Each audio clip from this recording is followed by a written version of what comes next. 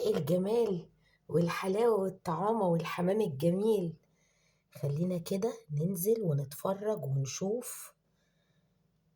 ايه رأيكم في شعراية؟ الحمام زي الفل، زي الفل. ده حمام محمر، هيخرج محمر جاهز. عندي كلمتين كده، واحدة لأصحاب المشاريع، المطاعم، المطابخ.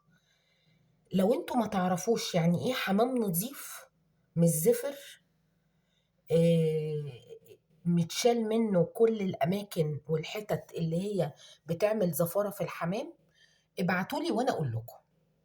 ولو عايزين تعرفوا الحمامة اللي تتاكل بنفس وما فيهاش لا شعراية ولا حاجة شكلها مش حلو ولا كلام من ده، اتفرجوا واتعلموا وابعتولي برضو وأنا أقول لكم يتعمل إزاي، وإزاي نجيب الحمام يبقى نظيف ويبقى الواحد ياكله بنفس. اصل انا مش المفروض ان مطعم كبير ليه اسمه يبعت لي حمام فيه شعر. انت مش عشان مستعجل ولا انا الاكله اخدها ارميها منك.